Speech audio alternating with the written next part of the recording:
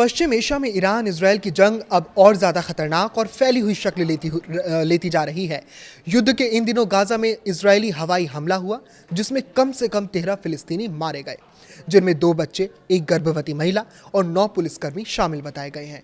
दूसरी तरफ ईरान ने दावा किया है कि उसने अमेरिकी और इजरायली ठिकानों के खिलाफ अपने सबसे घातक हथियारों में गिनी जाने वाली सेजिल-2 मिसाइल, जिसे कुछ लोग डांसिंग मिसाइल भी कह रहे हैं, लॉन्च कर दी है।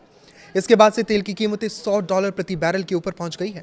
इस बीच इजरायली पीएम नेतन्याहू का एक वीडियो सामने आया है, जिसमें वो अपनी उंगली दिखा रहे हैं। दरअसल ये दावा किया जा रहा था कि ईरान के हमले में उनकी मौत हो गई और इजरायल उनके एआई वीडियो जारी कर रहा है, जिसमें उनकी 6 उंगली हैं। इसके साथ ही एक रिपोर्ट में दावा किया जा रहा है कि ईरान के नए सुप्रीम लीडर मुस्तफा खामनेई रूस चले गए हैं। गाजा के मध्य हिस्से नुसैरत शरणार्थी शिविर में एक घर पर हमला हुआ, जिसमें एक दंपत्ति, उनका 10 साल का बेटा और पड़ोस का 15 साल का लड़का मारा गया। अस्पताल के मुताबिक महिला जुड़वा बच्चों से गर्भवती थी। स्थानीय लोगों का कहना है कि हमला इतना तेज था कि लोग नींद से उठ भी नहीं पाए और कोई पहले से चेतावनी भी नहीं दी गई थी।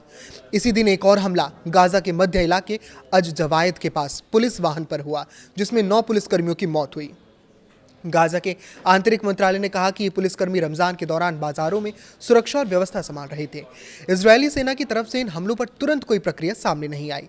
उधर पश्चिमी एशिया के बड़े युद्ध मोर्चे पर ईरान ने अपना रुख और आक्रामक कर दिया है। ईरान के इस्लामिक रेवोल्यूशनरी गार्ड कॉर्प्स ने दावा किया कि युद्ध शुरू होने के बाद से वो अमेरिका और इजरायल से जुड़े ठिकानों पर करीब 700 मिसाइलें और 3600 ड्रोन दाग चुका है।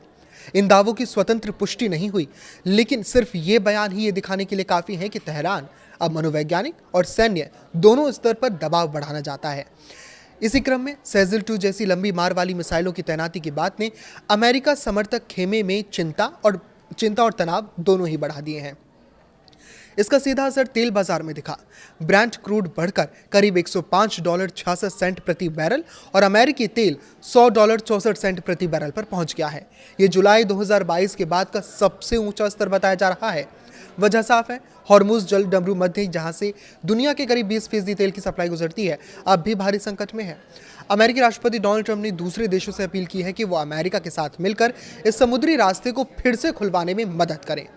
हालांकि अमेरिकी प्रशासन यह भी मान चुका है कि नौसेना को पूरी तरह तैयार होकर तेल टैंकरों को सुरक्षा देने में अभी कई हफ्ते लग सकते हैं। युद्ध के फैलाव की एक और झलक सऊदी अरब में भी दिखी, जहां रक्षा मंत्रालय ने कहा कि उसके बलों ने पूर्वी प्रांत में 6 ड्रोन मार गिराए। इससे यह संकेत और मजबूत हो जाता है कि अब टकराव सिर्फ ईरान, इजरायल और अमेरिका के बीच सीमित नहीं रह गया, बल्कि खाड़ी का पूरा सुरक्षा ढांचा इसके जद में आ चुका है। हर नया ड्रोन, हर नया इंटरसेप्शन इस डर को बढ़ा रहा है कि कहीं ये जंग और बड़े क्षेत्रीय विस्फोट में ना बदल जाए। कतर के रक्षा मंत्रालय ने कहा कि उसकी सशस्त्र सेनाओं ने देश को निशाना बनाकर किए गए जितने भी मिसाइल हमले हैं, उनको सफलतापूर्वक इंटरसेप्ट कर दिया। मंत्रालय के बयान के मुताबिक मिसाइलों को किसी तरह का नुकसान पहुंचाने से पहले ही मार गिराया गया। इससे साफ है कि हमला सीधे कतर राज्य को निशाना बनाकर किया गया था। रक्षा मंत्रालय ने अपने बयान में यह भी कहा कि कतर के रक्षा जितने भी क्षेत्र हैं, उनकी घोषणा है कि सशस्त्र बलों ने कतर राज्य को निशाना बनाकर किए गए मिसाइल हमलों को इंटरसेप्ट कर लिया है। फिलहाल नुकसान या हताहतों की कोई सूचना नहीं है। अमेरिकी राष्ट्रपति डोनाल्ड ट्रंप और चीनी राष्ट्रपति शी जिनपिंग के बीच प्रस्तावित बैठक टल सकती है। ये भी बहुत अहम खबर है। अमेरिका के ट्रेजरी सेक्रेटरी स्कॉट बेंसेंट ने कहा कि अगर ईरान के साथ जारी संघर्ष के कारण ट्रंप अमेरिका में ही रुकने का फैसला करते हैं, तो बैठक का कार्यक्रम बदला जा सकता है।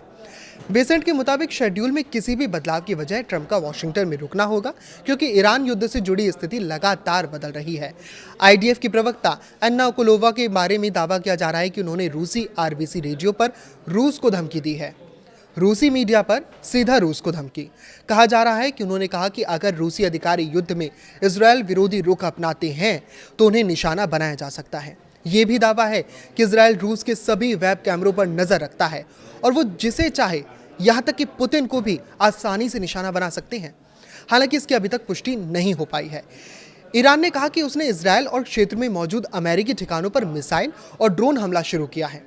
इस बीच इजरायली सेना ने दावा किया कि उसकी वायुसेना ने एक साथ तेहरान, शिराज और तबरीज में ईरानी शासक के सैन्य ढांचे और बुनियादी ठिकानों पर बड़े पैमाने पर हमले शुरू कर दिए हैं।